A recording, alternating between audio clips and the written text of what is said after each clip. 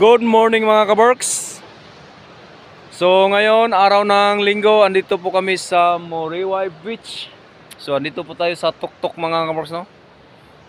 So ayan po yung beach mga kabarks. Napakalawak. So right. So may surfing mga kabarks. Marami po sila. Higit kumulang mga 30 katao, 40.